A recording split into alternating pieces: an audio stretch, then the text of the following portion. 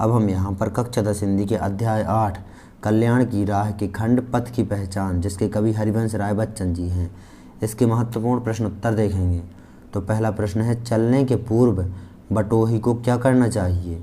उत्तर है, चलने के पूर्व बटोही को बाट की पहचान कर लेना चाहिए। दूसरा प्रश्न देखेंगे, कवि के अनुसार व्यक्ति को किस रास्ते पर चलना चाहिए? कवि के अनुसार व्यक्ति को पहचाने हुए रास्ते पर चलना चाहिए। ये है दूसरे प्रश्न का उत्तर। तीसरा प्रश्न देखेंगे, प्रत्येक सफल राहगीर क्या लेकर आगे बढ़ा है? उत्तर है, प्रत्येक सफल राहगीर विश्वास लेकर आगे बढ़ा है। आगे देखेंगे हम यहाँ पर लघुत्तरीय प्रश्न देखेंगे, स्वप्न पर मुग्ध न होने की राय कवि क्यों देता है? उत्तर है, संसार में स्वप्न दो तो सत्य 200 हैं। स्वप्न पर मोहित मत हो एवं सत्य के मार्ग पर चलो। स्वप्न यथार्थ के धरातल पर नहीं होते। दूसरा प्रश्न देखेंगे, कवि ने जीवन पथ में क्या क्या अनिश्चित माना है? उत्तर है, कवि ने माना है कि जीवन पथ में है अनिश्चित कब सुमन, कब कंटकों के सर मिलेंगे, कौन सहसा छूट जाएंगे, मिलेंगे कौन सहसा, अतः जीवन पथ एकदम अनिश्चित है। यह है दूसरे प्रश्न, कवि ने जीवन पथ में क्या अनिश्चित माना है? उत्तर। तीसरा प्रश्न देखेंगे लघुत्तरीय का, कवि के अनुसार जीवन पथ के यात्री को पथ की पहचान क्यों आवश्यक है? उत्तर देखेंगे, जीवन पथ के यात्री को पथ की पहचान इसलिए आवश्यक है क्योंकि इससे यात्रा सरल बनती है, लक्ष्य सुनिश्चित रहता है। तो ये है यहाँ पर तीसरे लघुत्तरीय प्रश्न का उत्तर। अब हम यहाँ पर दीर्घोत्तरीय प्रश्न देखेंगे।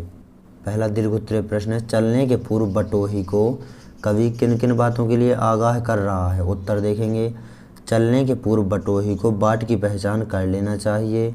बाट पर हमारे पूर्वजों के पदचिन्ह हैं, उनका अनुकरण करने का संदेश कवि दे रहे हैं। प्रत्येक राय को अच्छा समझने की सीख भी कविता में दी गई है। विश्वास के साथ रास्ते पर पग बढ़ाने की सीख कवि दे रहा है। जीवन यात्रा कब शुरू होगी, कब समाप्त होगी, कब फूल मिलेंगे, कब कांटे मिलेंगे, कब कौन मिलेगा, कौन बिछड़ेगा, सब कुछ अनिश्चित है। जीवन की राह में स्वप्न अधिक हैं, सत्य कम है। स्वप्नों की पूर्ति असत्य के माध्यम से नहीं करना चाहिए। रास्ते में कांटे ही कांटे बिखरे हुए हैं, हमें संभल कर राह पर पैर रखना चाहिए। हमारी आँखें स्वर्ग की ऊंचाई पर भले ही लगी हों, किंतु पैर यथार्थ के धरातल पर होने चाहिए। तो ये है यहाँ पर पहले दीर्घोत्तरीय प्रश्न, चलने के पूर्व बटोही को कवि किन किन बातों के लिए आगाह कर रहा है, इसका उत्तर। अब हम यहाँ पर दूसरा दीर्घोत्तरीय प्रश्न देखेंगे। दूसरा दीर्घोत्तरीय प्रश्न है, स्वप्न और यथार्थ में संतुलन किस तरह आवश्यक है, स्पष्ट कीजिए। हरिवंश राय बच्चन जी ने लिखा है, किंतु जग के पंथ पर यदि स्वप्न दो तो सत्य 200, स्वप्न पर ही मुग्ध मत हो, सत्य का भी ज्ञान कर ले। स्वप्न और सत्य के बीच जो असंतुलन है, उस असंतुलन का निराकरण भी कवि स्वयं कर देता है। आँख में ही स्वर्ग लेकिन पाँव पृथ्वी पर टिके हों, कंटकों की इस अनोखी सीख का सम्मान कर ले। तो यहाँ पर यथार्थ के धरातल पर देखे गए स्वप्नों की पूर्ति संभव है, असंभव सपनों को देखना हमें बंद कर देना चाहिए। तो ये है यहाँ पर दूसरा दीर्घोत्तरीय प्रश्न, स्वप्न और यथार्थ में संतुलन किस तरह आवश्यक है। तो इस प्रकार आपको इस पाठ के महत्वपूर्ण प्रश्नों को अच्छी तरह से नोट कर लेना है और याद कर लेना है।